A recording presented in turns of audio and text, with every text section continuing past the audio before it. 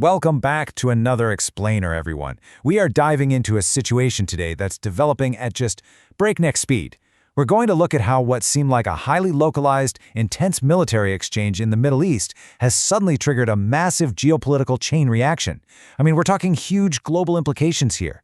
What started as a small skirmish is quite literally rewriting the rules of global trade and power dynamics as we speak. And to really wrap our heads around the scale of this, just think about this number. 1,600. That is the staggering number of commercial cargo ships currently just sitting there, dropping anchor because of all the chaos. It's not just some maritime traffic jam, right? It is a ticking time bomb for the global economy. Every single day those ships sit idle, global supply chains are choking.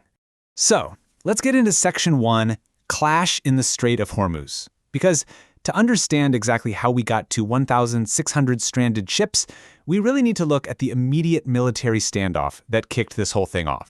It was this rapid, tit-for-tat military escalation that pushed the entire region right to the brink. It basically started when the U.S. reportedly struck an Iranian tanker, the Hasna, that was attempting to pass a U.S. blockade. In response, Iran instantly retaliated. They launched a massive swarm of drones and missiles straight at American destroyers. The U.S. fired back, taking aim at Iranian military launchers, which, for the most part, were met by Iran's air defense systems. And right now, well, a very fragile ceasefire is holding, but man, that spike in hostilities happened incredibly fast. So, with the guns temporarily quieted down, that brings us to Section 2, America's 14-point proposal, removing from the military battlefield over to the diplomatic maneuvering. According to some pretty dense reporting from the Wall Street Journal, the U.S. basically laid out a framework for a 30-day negotiation to get a permanent ceasefire, and it's all encapsulated in these 14 points. But the real takeaway here is the sheer weight of these demands. The U.S. is saying Iran must officially deny pursuing nuclear weapons, completely dismantle key facilities like Fordo and Natanz, accept anytime, anywhere inspections by the IAEA, and agree to a 20-year hold on uranium enrichment. Only then, and based strictly on performance, would the U.S. gradually start lifting the blockade on the Strait of Hormuz. Now, the rhetoric surrounding this proposal has been incredibly stark. Former President Donald Trump described the U.S. military response as a mere love tap, or a trifle. But, in the very same breath, he issued this apocalyptic threat of total destruction. He actually warned of one big glow coming out of Iran if Tehran refuses to sign the agreement quickly. So we're looking at a strategy of just intense, unyielding pressure from the U.S.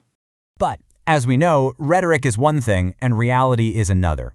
Let's move into Section 3, Facts of U.S. Military Damage. We need to pull the camera back and look at the actual ground reality facing the U.S. military right now. There is a massive disconnect here between expectations and reality.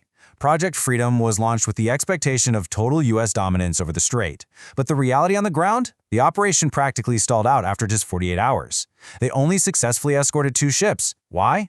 Well, reportedly, U.S. Navy commanders actually resisted orders from the top to push deeper into the strait.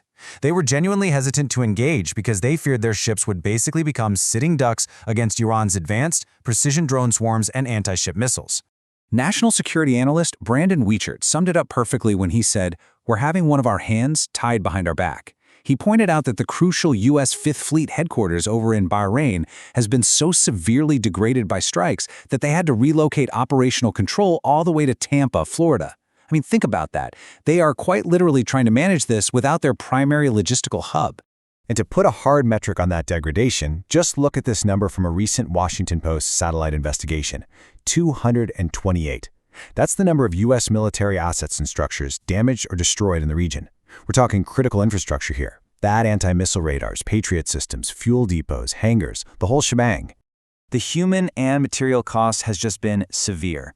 Tragically, 7 U.S. soldiers lost their lives, with over 400 wounded.